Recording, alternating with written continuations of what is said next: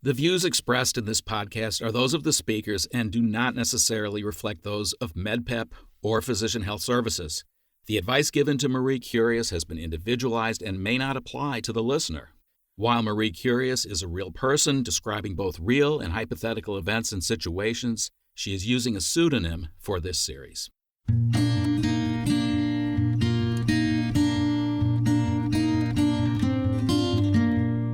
Welcome back to MedPEP, the Medical Professionals Empowerment Program. I'm your host, Dr. Les Schwab, a practicing internist, experienced leader, and now a professional coach. I help medical professionals navigate today's extremely complex and demanding practice environment. My partner, as always, is Dr. Marie Curious, a young internist who is determined not only to survive, but also to thrive amidst all these demands on her. We've had a series of conversations thus far between Marie, myself, and a visiting expert. The content of these has been largely about improving personal practices of resilience, of self-care, of emotional monitoring, and so forth, and to enable one to keep up with these enormous demands of everyday practice. Well, today we're going to hit a recalibrate button. We've had enough to ask Marie how well it's going and to see how we might explore where we need to take it from here. Marie, good to see you again. Good to see you as always, Les. So, we've had a lot of sessions and we've heard about all of these topics, and I just wondered in general, how are you doing with all of that? Thanks for asking. It definitely feels like a survey course focusing on self-improvement, self-monitoring, like you said. I was thinking about your words just now, and it very much feels like taking the vitals, so to speak, on how I'm doing from a practice perspective personally. And to be frank, it's been eye-opening. There's been a lot of various avenues that we've explored about being physical, mindfulness. I'm just thinking about managing one's energy. We talked about the arousal level. Also, what I'm putting in energy-wise with what I eat is what I get out. You know, there's been a lot of things to take home. And I've practiced a few of these things. Yeah, well, I mean, I keep thinking this is like we've been asking you to drink from a fire hose. We've had all these wonderful experts who are very accomplished and have a lot of evidence for all these best practices, but the torrent of them all, I would imagine be hard to pick out and sustain even certain pieces of it on an everyday continuing basis. Right, and it's like how we treat our patients on a daily basis is all this advice, we have to put it into practice as a habit. And as all of us know, habits are very hard to form, but they're also hard to break, but we're in the forming process, and none of it has really germinated. Okay. Well, you've been very diligent, part of our structure is week to week, see if you can observe something about the information just given and see how does it apply or how can you change your practice a little with that information. You've been very diligent about making those observations and at times instituting that a particular change. But as you say, it all adds up to a lot of good advice, but difficulty to sustain as a long-term practice. Is that a fair statement? Definitely, and I think part of it is the accountability piece, perhaps. Who do I check in with week to week if we're not talking about taking time for a lunch break, for example? Because you didn't ask about it, to be frank, Les. I knew that I didn't have to give an answer. And since several podcasts ago, I haven't taken a lunch break. I did go outside to get something from my car, but that's separate. Okay, well, a breath of fresh air in the middle of the day anyway is probably better than none. But it's understood, and I think you come down to a key point. What is the accountability? And part of that accountability is what is the structure that's going to allow you to check in consistently about, is this happening or not? And I've drunk the Kool-Aid here, and I believe it. I think coaching can be very helpful. All of these tips and advice, they're fantastic. But for the practicing clinician out there, like myself, I don't have time right now to have a personal coach. So then who do I turn to for that checking in point? Are they members of my team? Is it another physician, somebody else in my practice? What do you think, Les? Okay, so rather than provide a ready answer to that question, let's break it down a little more. Okay. So one thing, and it does come from the coaching world, is to have a small and consistent test of change as opposed to a wide menu, and to begin there and assure that first. So if I were to ask you, of all the things you've heard about, what do you think would be the one thing that might be an area where you might lay down a marker saying, I'm going to try this consistently? Yeah, I think moving forward, because as all physicians do, we like to be really efficient. So I'm hoping to knock out two birds with one stone. One is managing my arousal level during the day, and the second is taking time for a break, whether that's a lunch break or it's a walking break or a breathing break. To me, I feel like I can combine that because it would be achieving the same goal. Is that fair? Good. Well, I think it would have yield in both departments. Okay. It would get your arousal level down to something good for preparing you for the next session. That's right. As well as be intrinsically rewarding to just be present in another sustaining reality of peace, environment, Right. food, relaxation, whatever. And you know, Les, I Yeah. just picked up on what you did because I have been listening. Oh, okay. Which is that you didn't give me a pat answer, and you're trying to unpack it so that I'm coming up with the answer. I think. Is that right? Yeah, absolutely. You're on to me. Okay. Which is better. Absolutely. Right. Because I think jumping to the conclusion that you need a personal coach and that how complex and difficult that would be, that's a non-starter. Right. And you said so as much. Nor do I think that's necessary. Yeah. I think it's figuring out in terms of what works for you, getting the focus, slowing it down to a sustainable pace of improvement. And the thing we still have to figure out is, what's the accountability? How are you going to know that you're keeping at Yes. it? Okay, but let's slow it down again to the focal area of taking a break. Okay. Does that seem like something you can work with? It can. I can't commit a whole half hour, for example, but I'm setting reasonable goals that I think would be achievable and sustainable over time. This is what I tell my patients all the time. We want Perfect. to go for sustainable change.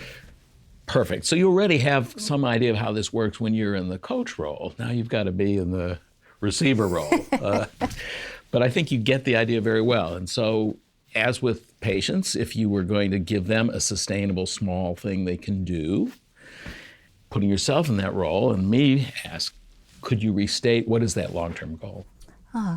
So I think the long-term goal, which I've never even articulated in my mind until now, is to get to a point in my daily practice where I can have a set amount of time to bring the arousal levels down to 20 to 30 in order to relax, regroup, and basically get rejuvenated for part 2 of the day. That's my long-term goal. Okay. And when you think about what that might look like paint the picture. What could it look like? Well, right now, realistically, I'm thinking 5 minutes in the stairwell or outside if the weather is nice permitting, to do some deep breathing, lunch if that needs to be consumed, or even a little exercise, because I remember way back when, Les, you mentioned that you take walks every day during your break. When I can, yes. It's not 100% in full reveal, but yes, I do. So perhaps I can go up and down the stairs in the stairwell for a little bit of exercise too. Maybe that's too arousing, I'm not sure. Well, you'll find out. Okay. I mean, these are experiments, and you are free to see what works. But what I hear is you need the 5 minutes. Yeah. So you need to guarantee that. Yes. Okay, and then you might fill it and experiment with any number of ways and find out what works. Okay. Okay.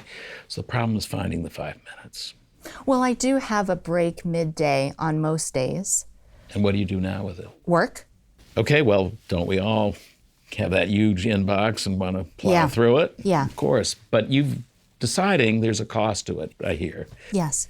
because it keeps you at that high level of arousal and kind of zaps you for the rest of the day. Right. That you're going to try and see if bringing yourself down allows you to sort of have more vigor for the rest.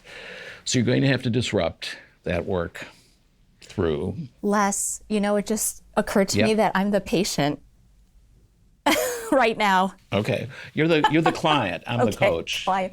Because I just had this conversation 4 times today with 4 different patients about various things. Right. Medication adherence. Okay. So when the patient said, I can't, I'm too busy, what do you say to them? Say, we have to trust and believe in the long-term benefits that this will give. We have to give it a fair trial because it is an experiment, whether it's medication, dietary change, whatever it may be. And I classically tell patients for a lot of things, you've got to do it faithfully every day, whatever it may be, for 2 weeks. And then you can come back to tell me if it really failed or if it worked. So I have to do that myself with this 5 minutes. I have to be faithful. And I think I'm not going to repeat what you just said because it's exactly what I would have said, perhaps allowing just a little bit of freedom for it to fail now and then. Okay. Simply because you may find that this experiment does need to be conducted. Right. But you may find there are things that inhibit it that are fair game for evaluating it. So you give yourself just a little freedom to sort of have it work or not, but to give it a fair shake in some way.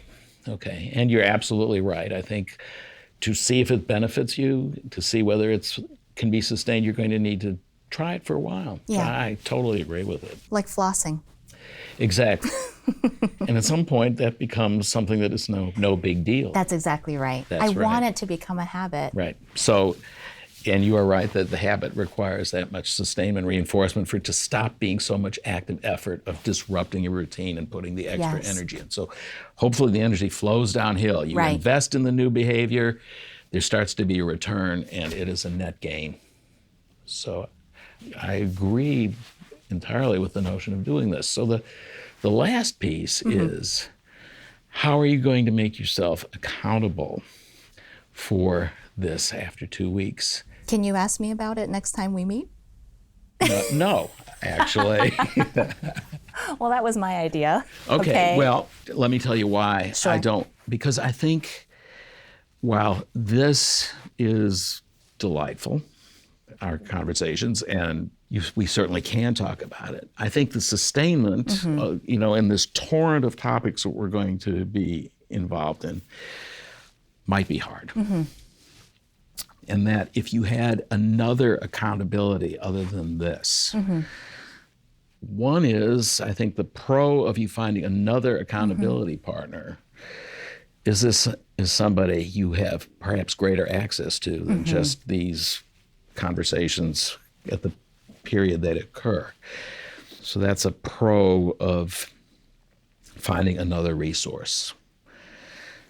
It may be hard to find another resource, like who could you enlist as a buddy, sort of saying, I'm trying to improve my conduct at work. Will you help me with it and have a little bit of a contract? I'm going to check in with you every so often, let you know how it's going. Well, I actually, that crossed my mind as we were talking about it, because you're right, Les. I wish we could have podcasts forever so that you could just keep checking in on me and make sure I'm still functional and being a flourishing physician 10, 20 years from now, but you have a life too. So the other thought I had was I work very closely with a nurse practitioner, and I've alluded to this person before because I've invited this person to go out on a lunch break with me, and she was too busy. She was working through her lunch. So my pros and cons are we work very well together. I could ask her to help me stay accountable to taking the break. I'm sure she would do a great job of just keeping tabs on me. The one downside is that she herself does not take breaks. So how does that play into it? Maybe I could affect her work life too. You could. So I think she may benefit from watching your experiment. I think the ask is to ask her to oversee your experiment. That's right. And then if she plays into further solving, so much the better. Okay. Do you think that seems reasonable? It seems very reasonable. So the pro of bringing it in our discussion here is that I will tend to it. I will ask you, how's that break thing going, and explore with you the ins and outs. Okay. So that's a pro. And the con of that is that there'll be other things coming up that I will ask for your observation and reflection about as well. So it adds a rolling piece of agenda to the ad hoc agenda we have here. Maybe 1 or 2 times less to just check in on how I'm doing, and then hopefully we've taken off with my nurse practitioner following Right. up on me. So that, that makes every bit of sense because I'm commissioning the experiment. So I think you're right. It's fair for me to have some accountability to oversee its Right. launch. Okay. All right, good. Good. Then we will get back to it. Excellent. All right. Les, something I wanted to talk to you about today was we've been focusing a lot on myself and internal management, but in thinking about the big picture, we deal with people on a daily basis, not just with our patients, but our team. And from there, the organization. And then from there, the system at large. I feel a little bit like David and Goliath, except that David was successful. So maybe I'm not David. But, the little person dealing with the ginormous entity out there. There's so many levels that I have to interact with. Where do we go from here? Okay. Well, first of all, I would argue with I'm not successful. I think you're building for success. Okay. And of course, these are enormous things that the whole profession is struggling with. But I think hopefully you are absorbing pieces to sort of figure out how to take care of yourself and then how to help your peers through the content we're offering our listening audience, how we can all cope and do better. And I think that is hopefully going to emerge as a position of success. Certainly it's the first rung on the way there. Right. Is providing the information from the evidence, from the experts of what makes all of us successful. But you're right, in terms of looking beyond your own personal practices, we have promoted this series of conversations as potentially looking beyond the purely personal. And that brings up topics such as you say is teamwork and then finding one's voice in an organization and finding even leverage with the system. And it's our intent to get there over time with a series of people who have focused their professional work on finding out how to make that work. But the challenge to you is not having necessarily experience yet of this level of phenomenon of dysfunctional teams or managing up to leadership to get things done. So this may be a challenge to the role we've asked you to play, Marie. So I'm going to dissemble the two parts of the role that we have asked you to play. One is to be the learner and apply the learnings yourself. And the other is to be the interviewer, the one who in service of not only your own learning, but the audience's learning, interview our content experts so that they can provide key insights to all of us in their domain. And that may be a difficult combination of roles. We've asked a lot of you as the individual to be very forthcoming and personal about your insights and apply them to you. We've also asked you to help the expert articulate what they want to make known to our listeners. And that's more of a pedagogic role than a personal learning role. As I've had more time to reflect on it less, as Marie, I'll always be me. Absolutely, and glad of it.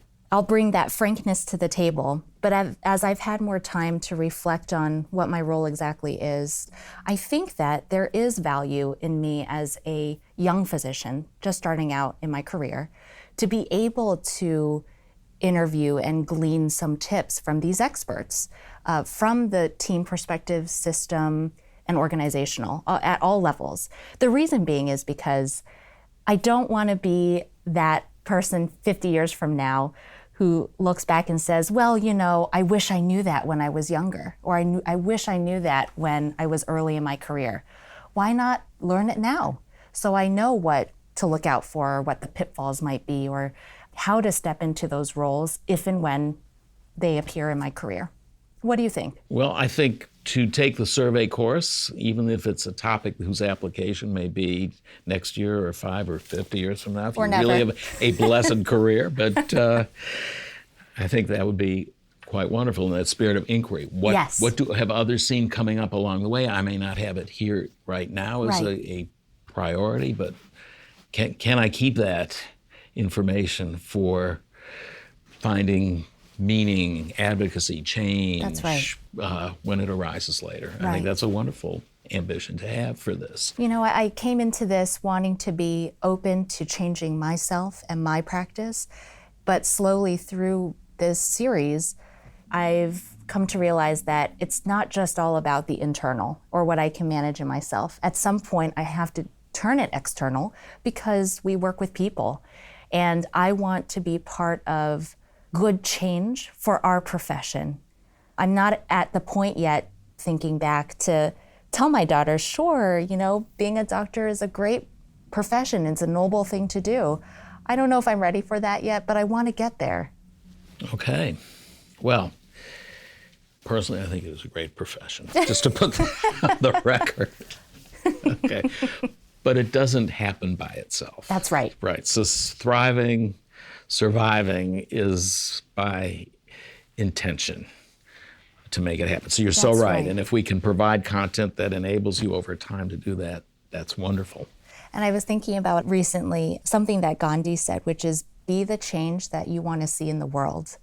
And for a long time, I thought about, my goodness, in my everyday humdrum, the daily grind, I'm taking care of the kids, I'm going to work, I'm seeing patients, how am I going to change the world? And maybe it's just dawning on me that he wasn't talking about the whole world. Yes, Gandhi can change the whole world, but we can start by doing little things in our everyday life to affect change in our spheres of influence. And that may grow as I progress in my career. And so I ultimately want to see that change and be the person of impact for the organization, for the whole structure of medicine. I think we can all do our part. I'm feeling rather optimistic today. Can you tell? I can, and that is lovely. And I would like to supplement that optimism, but to say that I think you're already doing some. Okay, the way you described coaching the patient as opposed to prescribing and telling them what to do, that is the change. And you're already exemplifying it. So I think your instincts are good and your ambition to do it better, well placed. So very Thank good. You, Les. All right. There's still a question of how we're going to conduct these sessions. For instance, one of the phenomena that occurs that isn't just about personal resilience, readiness, and modulation, energy, and so forth, is functioning in teams. Right. And I believe your immediate team is actually pretty satisfying to you. It is. I actually think we have a very well-oiled machine in many ways. And when bumps do come up, which they inevitably will, the feedback system, the openness in the communication has turned out well, I would say. I mean, you'll have to ask my nurse and my medical assistant for the real truth, but I think it's pretty well functioning. One question I had, though, is as the de facto leader of a team, as a physician, people are looking to me for conflict resolution, for feedback, for managing the team's morale. And while I'm glad to do that, I'm really just flying by the seat of my pants. Is it possible you've never had training in this along and I know you asked it that way, because absolutely not. There's no way it can get jammed. Medical school and training is just so jam-packed full. Right. How can we fit in another course? If you think a course is needed, I'm not sure, and I'm asking. Well, I think, let's say this is the course, and I think there are things in our upcoming series about what matters to practicing physicians, including being the de facto team leader, that we can unpack some of these topics. How do you create a team? What's a fair process of feedback? How do you define roles? What's process improvement? How do you make it safe for people to belong and contribute? These are all wonderful topics. Right.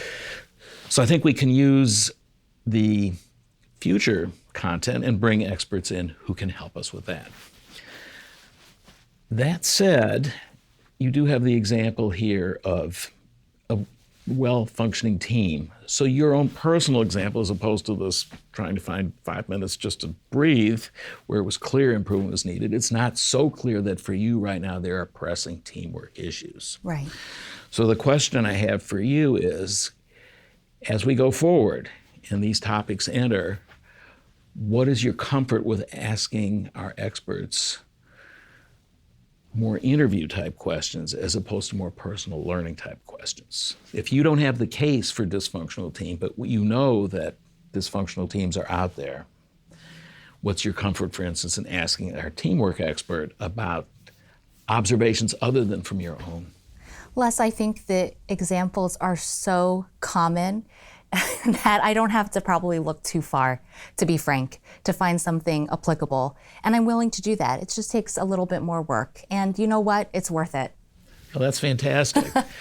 So just to make sure I hear you Yeah, correctly. Let's double check that. Let's double check that you are willing to appear here in both your role as personal learner, but also as a facilitator of content. I think so, Les, and it'll be a learning curve for me, that's for sure, because I'm not, I wasn't an NPR interviewer for years before coming into this role, but guess what? I have practice every day asking patients interview questions. So why not this? Why not indeed? All right. Well, I think that, Dr. Curious, I've lived up to my name. You've lived up to your name. You've lived up to your name, that you have been optimistic today, inquiring and curious about where we might go, and willing to go there. Both, I would say, in the programmatic domain that we're laying out in terms of the expansion of topics from beyond the purely personal into the social and organizational domain, as well as curious about how you can really focus and take home a piece as a beginning of better personal practice, not just have the torrent of all this well-intended good advice wash over you, but take a little drink and stop and see if you can go with it a while. Stop and savor. Stop and savor. And the other piece we talked about was finding a savoring partner.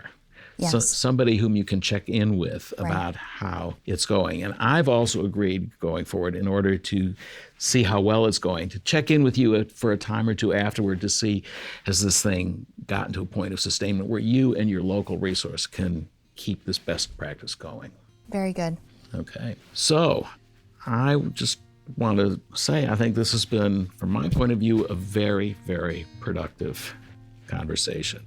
I'm glad to know that you feel empowered enough to try and make a small and sustainable change, that you're going to try and do it with what you've got, your resources at hand.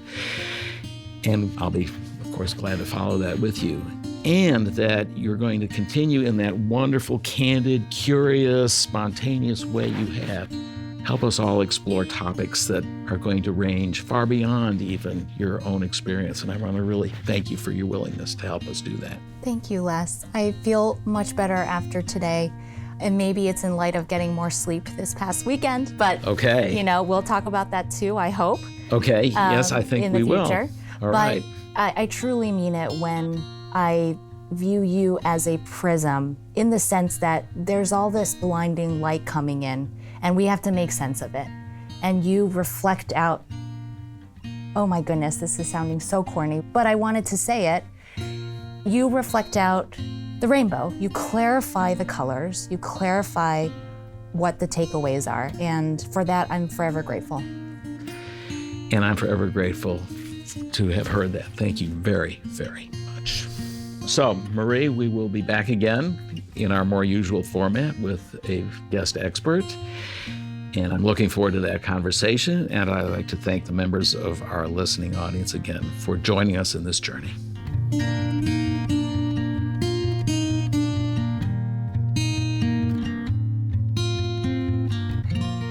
If you have a question or a comment about today's program, email us at feedback@medpep.org or simply visit us at medpep.org. And now, here's a few words from MedPEP's founder, Steve Edelman. This is Dr. Steve Edelman, creator of MedPEP, the Medical Professionals Empowerment Program, and director of PHS, Physician Health Services, a charitable subsidiary of the Massachusetts Medical Society. Our mission is to promote the well-being of health professionals. Many thanks to our seeker, Dr. Marie Curious, to our guide, Dr. Les Schwab, and to our wonderful group of guest experts. Hats off to project leader Dr. Jaydev Dasgupta, audio producer Douglas Stevens, guitardiologist Dr. Susie Brown, and to the staff and board of PHS. Please visit and connect with us at medpep.org for CME info, faculty bios, and additional empowerment resources.